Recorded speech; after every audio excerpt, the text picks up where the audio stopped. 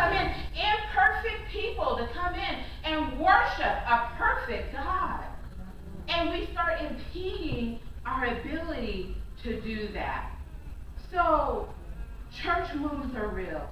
It's so funny that we're here. I went to Staples yesterday to pick up the last few items I needed to get. And there was a young lady who was at the counter.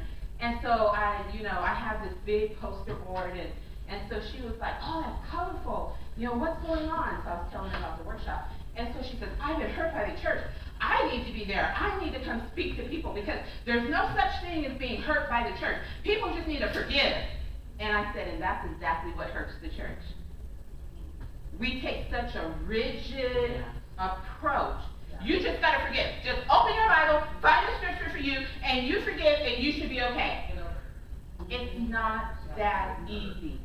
As we heard this morning, it's just not that easy to open the Bible, find the right scripture, forgive, and move on. It's just not that easy. So, I know we have a lot, but I'm going to ask this question because it's in my outline. And so we're gonna keep going through. But how many of us have wounds that have been caused in the church? So here's what I need for us to do. Most of you have pens. There's note cards that are in your bins. I'm going to ask you to grab a note card if you already haven't. And what I want you to write on this note card, and if you need to, take what you need.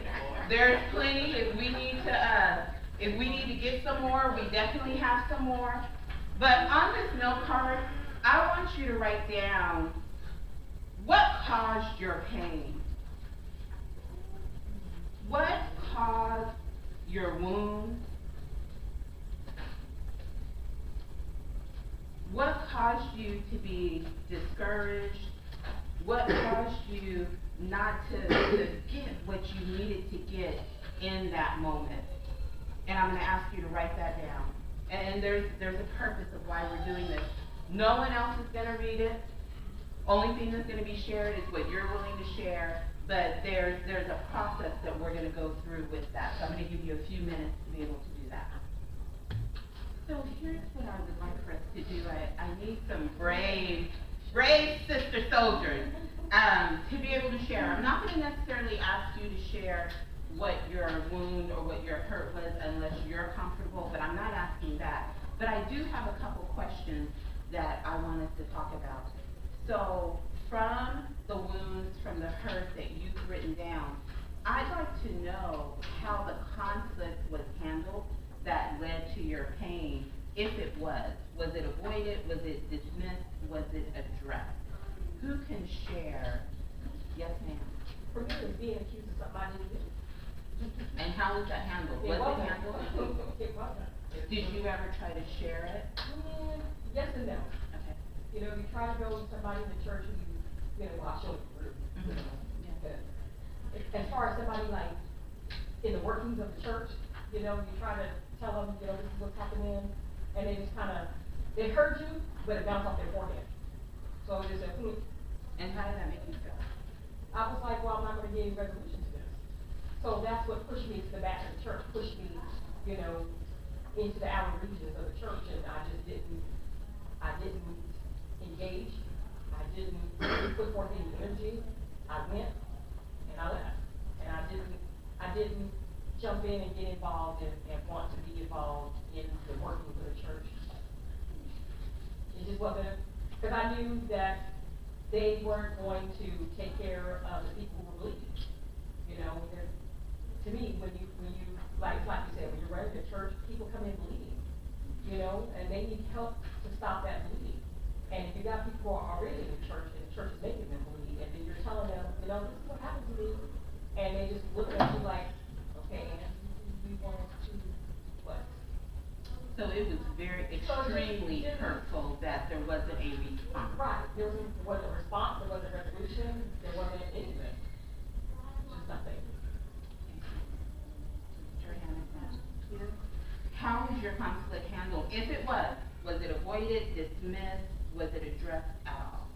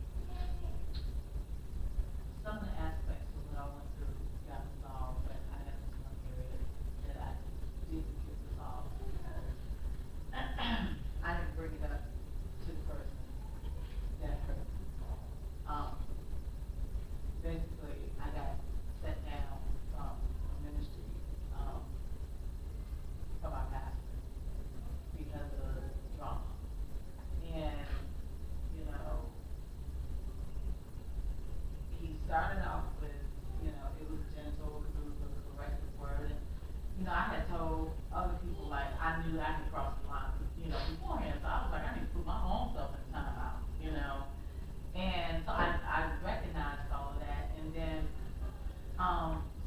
my pastor's confrontational, so he came to talk to me about it, but then, I guess as a result of that, I didn't think it warranted like a punishment, if you will. So he was just like, well, because I was on the praise team, and so it's like me being on the praise team. He's like, well, you get on the praise team, and just be in the choir. Well, I just simply just told him no, because in that situation, I didn't really want to be on the praise team anyway, and it was just really very difficult for me to step back and be on the choir. I was like, and me and God talked about it later on. God was just like, I know you didn't have no more else to do, because it was all I could do to be on praise, and to line up on the what I was having to line up under, and be faithful and do what I had to do. And so I just told him no. Well, because I told him no, imperfect people, I've learned, it sent him into a place. So it was just like downhill after that. He ended up, and this is the part that still stinks, he ended up calling me a borderline Jezebel. And said I had authority issues, and I was just like, well, why don't you think that, now in the meantime, God was in the room, I felt the peace of God, because most people, like, I was just, it was very peaceful at the time, because I felt God's presence there, but of course, by the time I got home, I was like, under the ceiling. Right. And I just decided at that moment just to step down altogether. I was like, you know what, Lord, and God, because I'm moving into full-time music ministry anyway, God was like, hey, you got songs to sing, you got stuff to do, you got places to go, blah, blah, blah. So, I called up my choir director and told him, I wasn't going to do it anymore. But in the meantime, the great part for me was our pastor left the door open. And he was like, if you need to talk about it, he's like, I'm still your pastor. And he's like, if you need to talk about this, let's talk about this. That was helpful for me, because I had been in another situation where I was trying to talk to the pastor. The pastor ducked and dodged and didn't want to talk. And so this pastor was like, sure, let's talk about it. The door was open. So thank God it was a month for, he was out of the country. I was at least able to calm down some. And God was talking to me, because I personally was just going to leave, and go to another church. But then I realized I've been going to so many churches, I didn't think, I don't know. So I was like, oh my God, what am I going to do? And, I had built this community and network of friends, and this, that, and other, and God was like, hey, so you see that if you leave, you're going to have to leave your family. Because I look at church home as my home family, and I was just like, oh, man. And so God was like, if you can think of these three things and work through these three things, you keep the church family. And the three things he told me was like, number one, keep your church family. That's like number three. Number two, push past it. But number one was, anywhere you got sheep, you're going to have mess. And for my own adage, I was like, and shepherds poop too. So if I could push past the poop, I could keep my church family. Okay, so I was holding on to that for dear life. And I shared that with him, when I went back to talk to him and stuff like that. And later on, if any of you guys understand, giving birth to something in the spirit, I've been kind of carrying the faith in music ministry for a long, long, long time. And what God told me was that, and probably like 3 weeks after all that stuff hit, with him, I gave birth to this music ministry, and it was just like, God was like, you basically just kind of popped your water bag. You've been in labor, hard labor for like 3 weeks, so you like get this baby out. And I was like, because first off, I would have never stepped out the ministry. My sister Judy would have kept me there, because, they didn't have enough people. I would have just kept singing and kept singing. Being obedient, doing what I know I'm supposed to do, which is right and be faithful. And so him doing that and causing that whole little situation, it was like, I went back and told him, I was like, dude, you got no water bag. So, when it's all said and done, it was painful. I don't know why I had to be like all that, for me to get off the music ministry. But I never addressed okay with the sideways part, you know, and I'm still, you know, somebody probably about a month ago just gave me a scripture to hold on to, I can't find it, but so it's like, you know, but basically, you know, and he even preached a sermon, you gotta let it go, let it go, let it go, forgive, let it go, and I'm like, okay, so I forgive, let it go, and then stuff like this pops up, and I'm like, oh, it's still there. Oh, you know, don't let him say something crazy in the sanctuary and, you know, something off or whatever, and I'll be like rising up like, what? You know, on the inside. And I'm like, my coping mechanism has, if you hurt me, I leave. I go to another place. Yeah, but now God is like, okay, you gotta stay there, you know, because I want you to serve under these two people and be there. And I'm like, dude, you gotta help me. I'm sorry, it's all bad. I'm like, you gotta help me. You gotta help me feel better, you know. And so I have my moments, you know, and like, you know, with my pastor actually preaching and just like in the because of course, not only he hurt me, he hurt my husband, you know, because my husband gets upset if somebody hurts me. Right. So now, you know, he's feeling all kinds of ways, so I might be feeling fine, and then my husband's spinning out of control emotionally, and I'm like, okay, God, you gotta help both of us, and God is talking to both of us like, you gotta let it go. So I let it go, but the pain is still there, and that's all I'm just talking about. But it was some resolution, but it's like this last little part. There was still some avoidance that was there, just some, Yeah. that just kind of lingered, that residue. So I hear residue that's still there. Was there any other hands? Yes, ma'am. Sure, just real quickly, there was a series of events that led up to a group of us at odds with the pastor and his wife. And pastor went to him to be a participation crusade. His wife kind of took the opportunity and ran with it and was giving him little bits and pieces of things over the phone. And it just, everything just blew up. Nuclear blow up. Small church. So, anyway, when pastor came back, we thought it would be best because we had all individually gone to her and tried to work it out, and that was not working. So when we came back, we requested a meeting between the two of them and all of us. Our intention was that we just wanted to create here, we wanted to make things right. She stood her ground and would not change her story, even when she was forced to admit that she was wrong. But we still had to see it from her perspective. We never could get, so we had this big meeting that blew up. It went, you know, we were in there for 5 hours, 6 hours after church on Sunday. It just blew up. And then she would no longer participate with us. So then he was going around and trying to fix it with everybody individually. I was the church secretary at the time, so that's who I saw from the outside. But that's still, I mean, all of a sudden, all of our ways in which we serve the church were being ripped from us, and all of a sudden, the pastor's wife was the pastor of the women's pastor. She was the music pastor. She was the children's pastor. We were all being shut out, but still supposed to be there tithing and serving her. And so it was one of those things where we tried to get the resolution, but it never really came. It ended up with the church falling apart.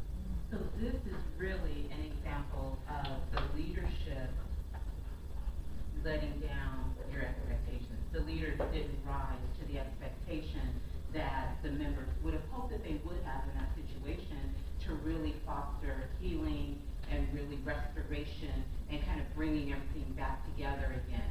You know, we can deal with it. Let's deal with the mess. Let's get it all out here. But then let's find the healing, the restoration, and let's find a healthy plan to move forward. And it sounds like even though everything was brought before the leaders, that the leaders just didn't meet that expectation. Right, and the saddest part of that is that the pastor, Sam, really wanted that healing. He really wanted, but because his wife was not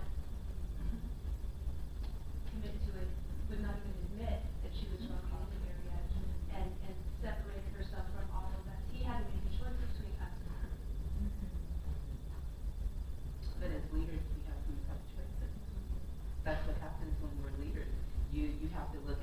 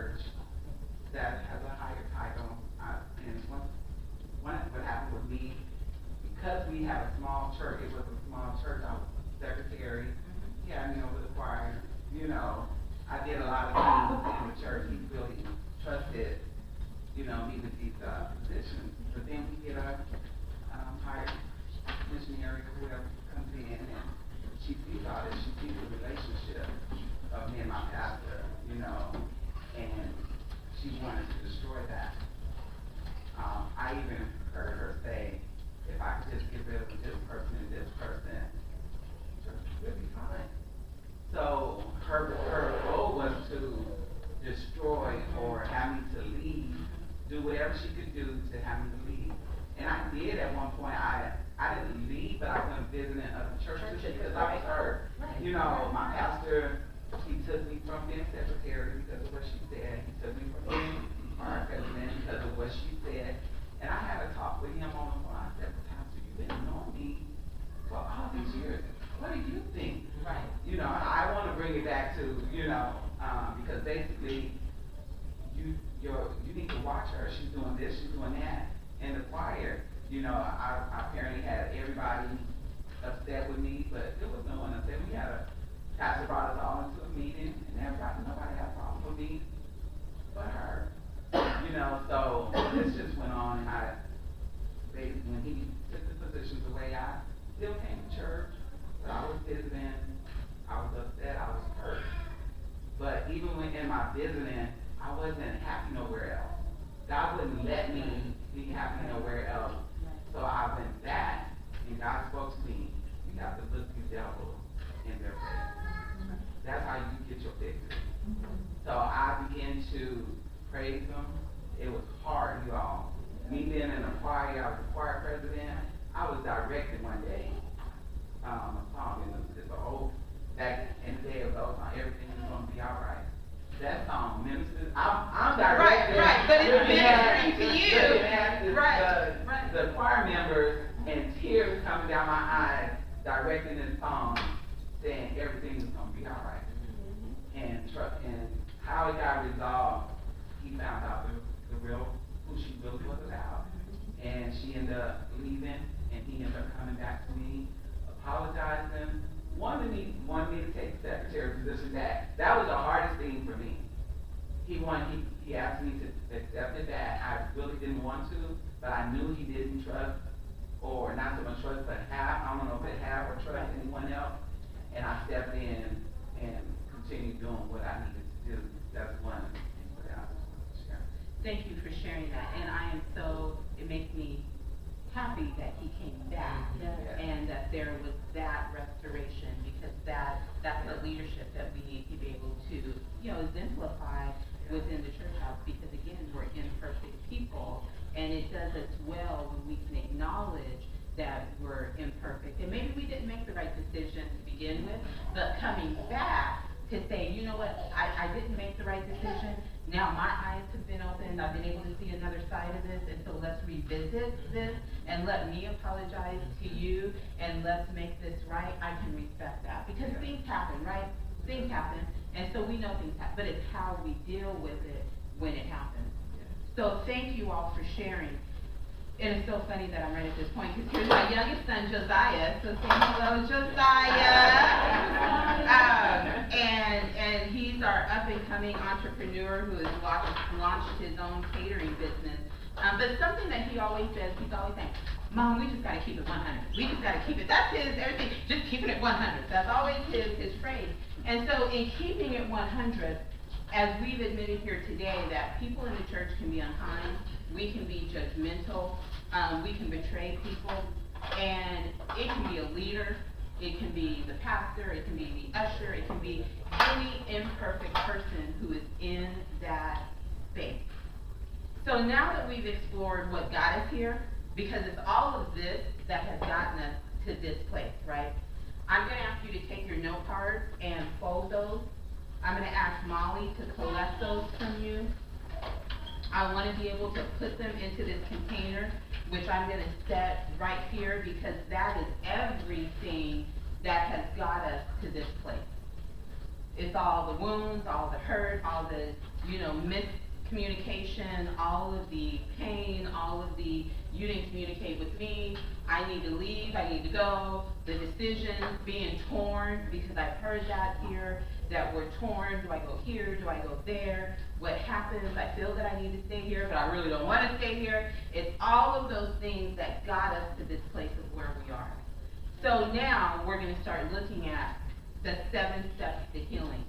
How do we begin to heal? How do we begin to start pushing past all of these things.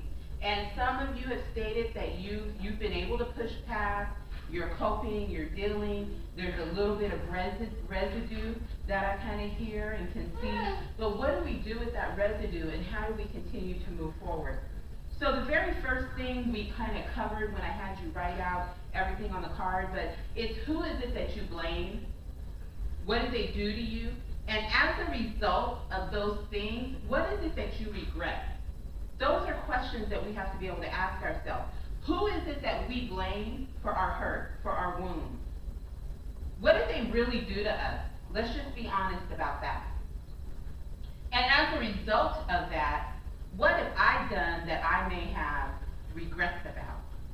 Maybe it's leaving. Maybe it's not leaving. Maybe it's taking a position that I really didn't want to take, but because I feel guilty, I've taken it. Maybe it's not bringing up the issue to the leaders. I never said a word, so I'm here in pain. I'm here wounded, but I never said a word. I've never told someone who is in a position to be able to do something about it. Because if you're like me, I'll talk now. I'll tell people what's going on, but I don't always tell the people who have the ability to do something about what my issue is. Okay? So we have to tell the right people. So maybe we regret that. So those may be some feelings that we still have that we need to be able to acknowledge.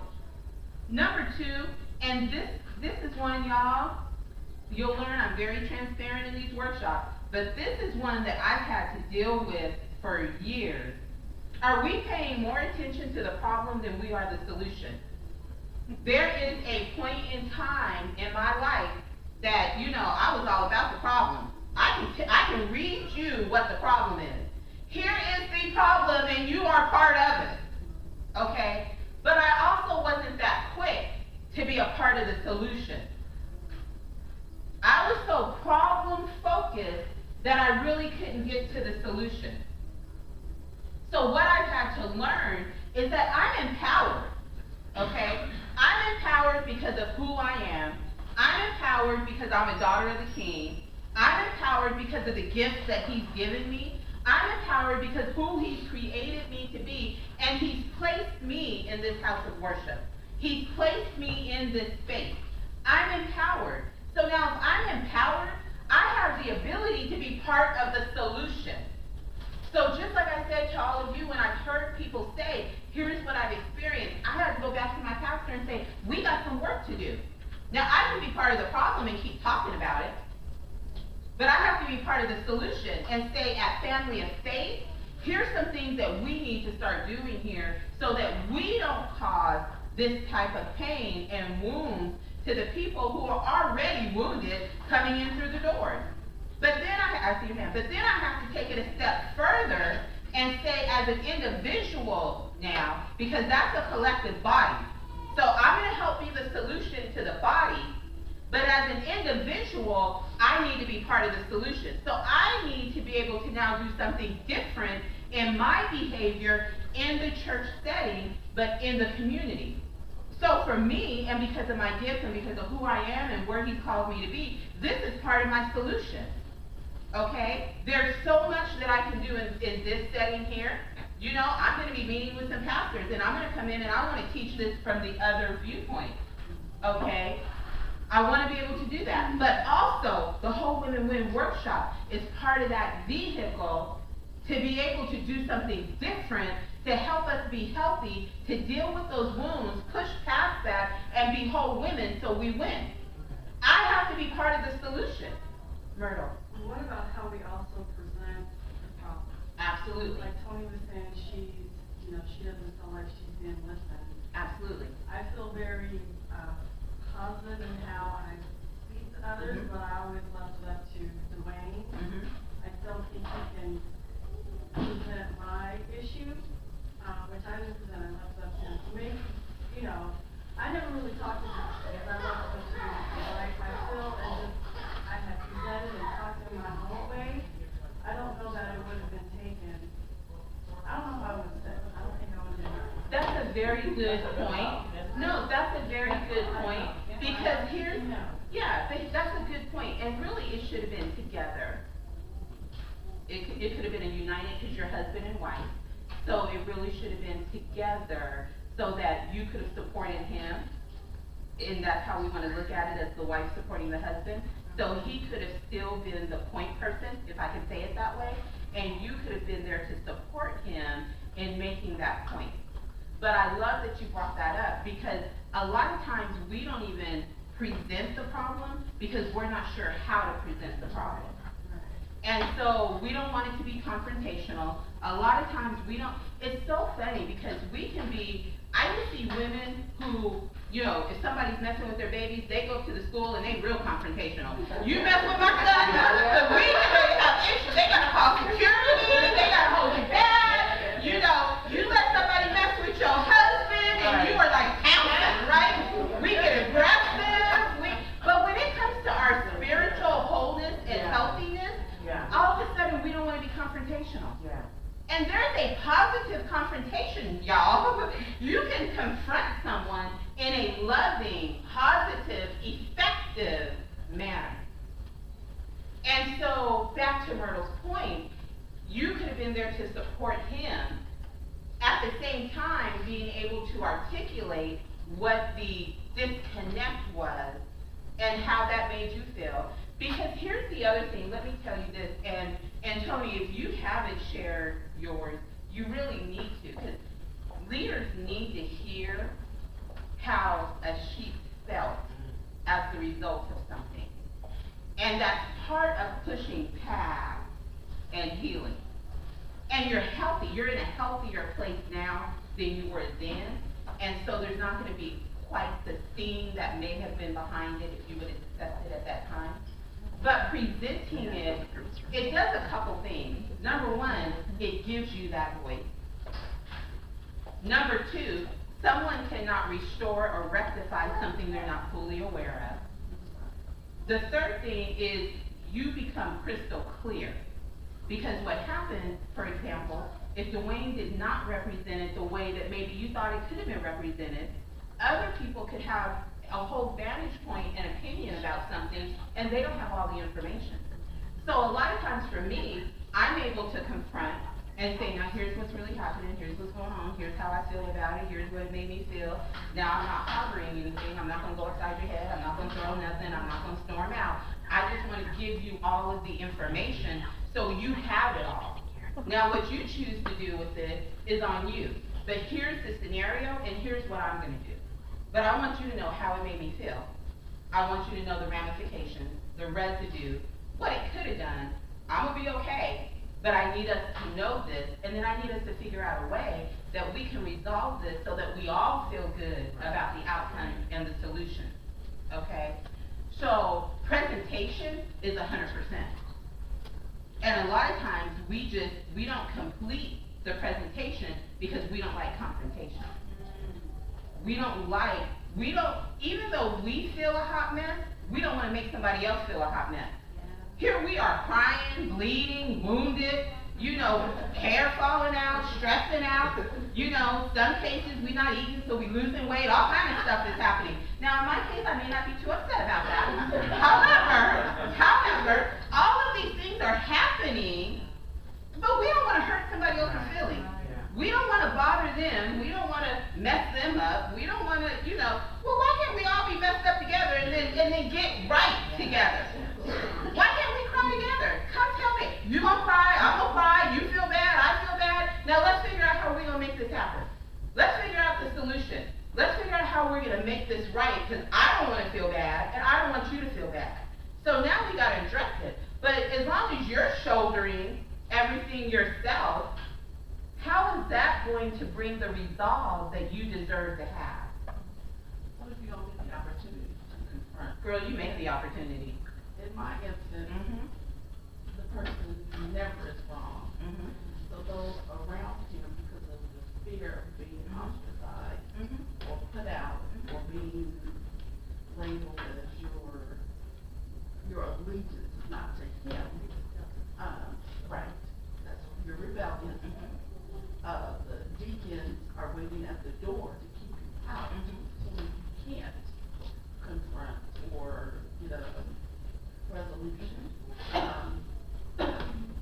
Write a letter. Then You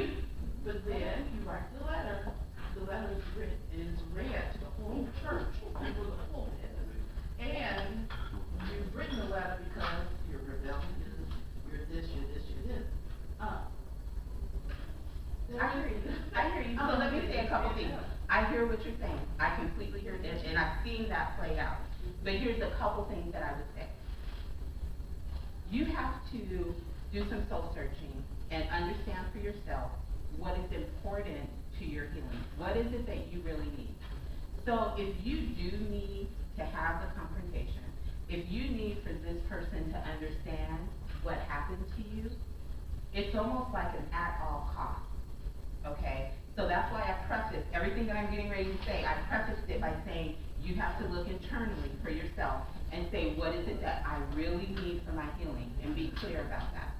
If you really need for your healing, for your thorough healing, if you really need to be able to get this out, then you do write the letter. And if the letter is read across the pulpit, so be it.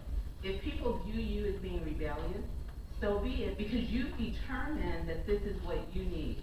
At this moment, it's about you. Because here's what I'll tell you, and you know, we're at my workshops deal with different components, right? Today's workshop is dealing with the spiritual, so we're gonna talk and do a lot of spiritual things, right? Here's what I'll tell you, God is the one who's in control. So they can read the letter, people can call you rebellious, but God's voice rises above it all. He will take your enemies and make them your footstool. They can call you rebellious. They can call you whatever they want to call you. When things are put out in the open, it's better for it to be in the open than for it to be hid, okay? In mine, without Yeah. going or saying the name. You don't have to. I'm okay with it for me, but because of what was done also hurt my children. So for me, for my healing, I had to let them know it's okay. Don't worry about what it's done to mommy. Mommy's worried about what it's done to you because my baby boy, he wants to heal this person. And so for me, for him, yeah, and I keep telling him, don't worry about that. God has already fought the battle for us. You have to let it go, and I've let it go I let it go, but I see the hurt in him. There's some residue. And so, Mom, if I see him, it's funny now because he was driving and he thought he saw this person next to him, and it took him, and my son, when he's at that point, we have to be facing it. I can look in my eyes. Yeah, look at me. Look at me. And so my fear is that when he sees that person and I'm nowhere around, I don't want to have to go to my son in the prison. Yeah, so there's two things there. So you have to be able to have counseling for your children. So they actually need something similar to what we're doing, so that they can process their hurt, and they can process what they witnessed and what they were part of and what they've seen. So he knows where to place that. He has nowhere to put it, and that's why he's willing to reach out, because he doesn't have a place where he can put that. He needs to know, what can I do with this, especially boys. Boys will cook. I got two. And that older one, I gotta get face to face with him, because that temper, that's the one that stuff would happen and he'd get out the car and walk. He could be in Timbuktu, but if you upset him, he would get out the car and put one foot in front of the other, wouldn't look back, it would be, so I feel you, okay? But they have to know, this is real of what I've experienced, which of course they know is real, but now, here's what it means, and here's where I can place it. Once I have some place I can place it, now I can begin to process it. Now I can begin to heal, okay? So you probably want to take some of what we're doing here and be able to sit down and almost replicate this with your children, okay? So you have to focus on them and get them to a place where now they can move forward and they can feel healthy, okay? I'm still going to suggest, based on your prayer time, and because you are in a realm of influence, that people still need to hear the impact to you, but the impact to your baby. Because how many times do we not think about that? When all this stuff is going on, we don't think the impact, what's the impact to our baby? Because you had a baby, Myrtle. There's an impact to our babies, okay? And for me, that was the final straw. Yeah. In my mind, I was already gone, but because they both were in the audio ministry, I didn't want to take that away from them. Absolutely. Because that's what they love to do, and so I didn't want to take that away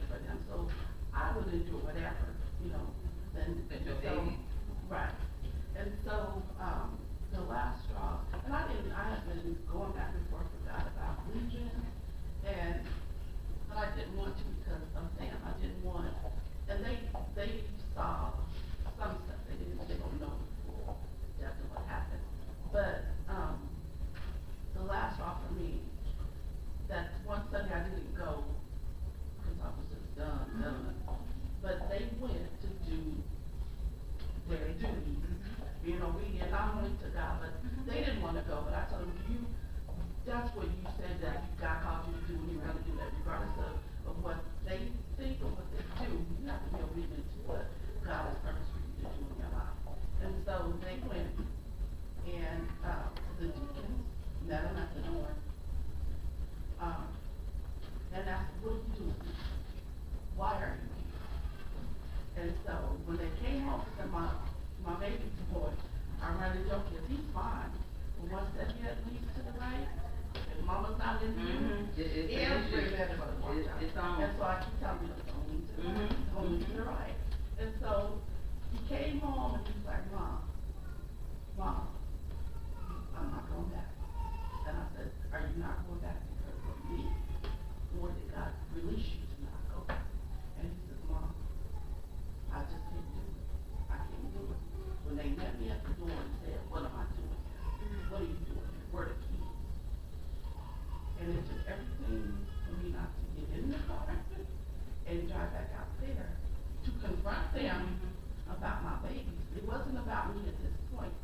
But and the sad thing about it is the deacons, everybody, and every leader in there, every elder knew what was going on, and keep it quiet. That's how we do it. That's, well, not only did he hurt me, they're hurt, but they're scared to be ostracized, because when you leave, you're rebellious. You get a letter where they can't communicate with you, they can't talk to you, they can't. And that was the hardest part for me, because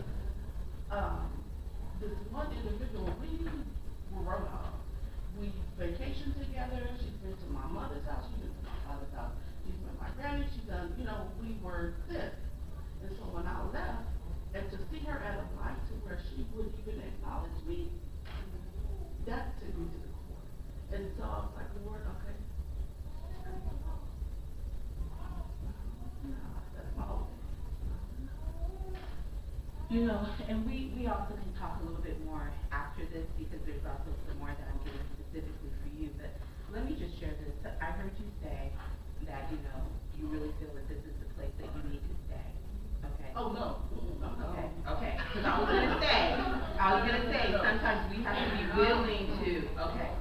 So take some of what you're getting today and be able to share this with your children and really have these frank conversations with them at this level to really be able to help them, because especially with boys, it'll fester and it will be unleashed in unhealthy ways, and they need to be released from this. So take the workbooks, take all this that we got, and walk them through this. Have your own little mini sessions with your boys, and make sure that you walk through this so that they get some of this as well, and help them process it, because they need that. They need your guidance to be able to help them process their experience, their thoughts, what that's done to them on the inside, because we do really good at smiling and existing, but then when you poke us the wrong way, it all comes back out.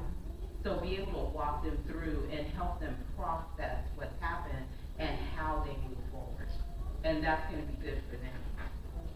So number 2 is, are we paying more attention to the problem than we are the solution? Number 3, you cannot experience inner healing as long as you focus on the problem. As long as you stay focused on what happened, why it happened, what it was, it's really hard to get that inner healing, because you keep aggravating the wound every time you bring back up that problem, because there hasn't been healing, right? And so every time you start dwelling on the fact that everybody thinks that you take their man, that you want their man, when you happy being single and can get your own man if you want your own man. But that opens that wound back up, and you just kind of pour acid right back in there. And so in order to have true inner healing, at some point you have to stop focusing on the problem. Because now it's all about the solution, right? Now it's all about moving forward. It's about the solution. It's about going forward in your newness. And it's no longer about this problem that keeps resurfacing that conflict with your inner healing. Here's another one. You have got to stop listening to the devil, because he will aggravate the wound. Okay? And so that can be, what's the little man that sits on your shoulder? Kazoo. That can be kazoo sitting on your shoulder. It can come in a lot of form and fashion. You have got to stop listening to the enemy, the negativity, the devil, whatever you want to call that voice, that being, that thing, whatever works for you, you gotta stop listening to the devil. Because he will do nothing but aggravate what has already happened. And so a lot of times we'll get into that negative place. Okay, I compare the devil with negativity. We get around negative people who will aggravate our wounds.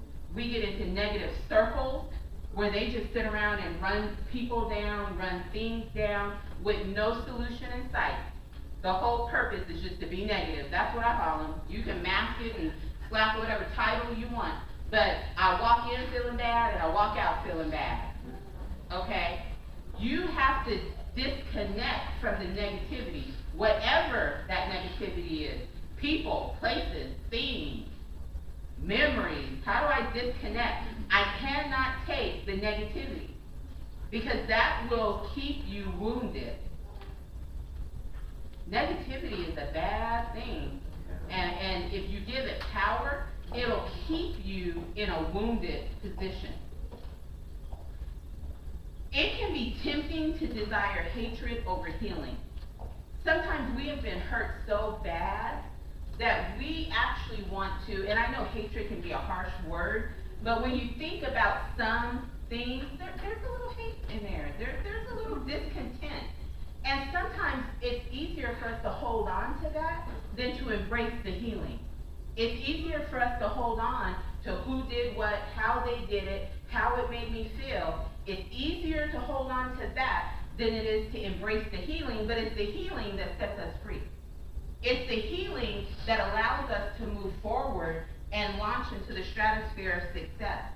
It's the healing that allows us to be healthy and not have high blood pressure and not have high cholesterol and not stroke out. There are so many young, vibrant women, I mean like from, 25 to 50 that are having stroke. You used to hear that from the 70-year-olds and the 80-year-olds and the 90-year-olds, but we have a vibrant population of women that we're stroking out, and it's because of stress. It's because of us not embracing healing. We've been wounded and we're holding on to all those wounds and all the tragedies, and we're keeping it inside, and it festers. And that festers into cancer, into strokes, into all of these other things that's taking our health down and just taking us out. We have to desire healing over hatred. We got to desire healing over being able to say, look, 5 years ago you did this. We have to be willing to embrace the healing. We have to stop blaming the person who wronged us. We have to remember to extend grace. This is like my catchphrase. At work, I will tell people, anywhere I go, you have to extend grace. I need grace because I'm an imperfect person. There's going to be times I offend you. It's not my intention because I love you. I love all of you. But because I'm imperfect, I may wake up moody. I might be hungry and you run across me at the wrong time. I might be hot. It just might be some stuff going on in my life, y'all. And unintentionally, I offend you. That's not my heart. But that's exactly what happened. And so I need you to extend me grace. And I have to be willing to extend grace. I have to be willing to say, maybe they just had a bad day. You know what? Maybe they really don't know what they're doing. They may not really know what they did. And so let me extend some grace to that individual, and let's move past this. Imperfect people in the church, outside of the church, they will hurt intentionally or unintentionally. We are all imperfect, and at one time or another, we will hurt somebody. And you want grace, so make sure that you give grace. We are not to do life alone, ladies. In Genesis 2, it talks about man shouldn't be alone, and we connect that to a husband-wife, man-female relationship. None of us are designed to be on an island by ourselves. We are not designed to do life alone. We need each other. I need you to survive. You need me to survive. We need each other. My girlfriend Pat's in the back, and she has the sisterhood extravaganza. We need the sisterhood. We need one another. So we can't do this thing by ourselves. We have to be able to be in relationship. It's important for us to be part of a local body. It's important for us to be together in our worship. And so we have to be able to extend grace and get beyond blaming the person who wronged us. Remember, it's not what was done to us that keeps us in bondage. It is our reaction to what was done to us that causes spiritual bondage and torment. It is not what was done to us that keeps us in bondage. It is what our reaction was to what was done to us which causes the bondage. We have to redefine church. The church is not perfect people.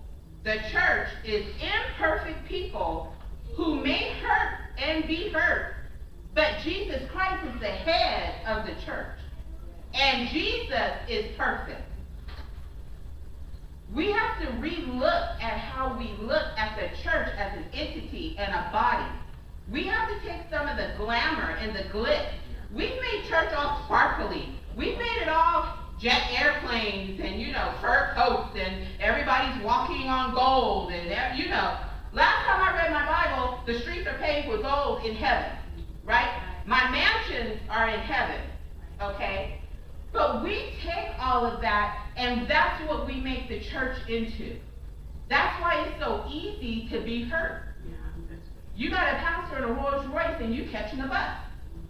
It's very easy to be hurt, okay? So we have to take our expectations and put them in the right place. And be able to say, I'm here to serve a true and a living God. I'm here for my worship.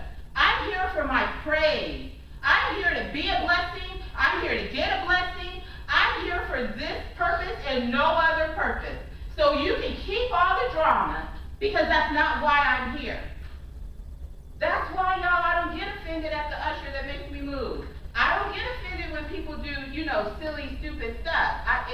It makes me no different because I'm not here for that. I'm here for my Lord and Savior. That's who I'm here for. I'm here because He's called me to some things in my life, right? And I want to be obedient to Him. And He calls me to a local body.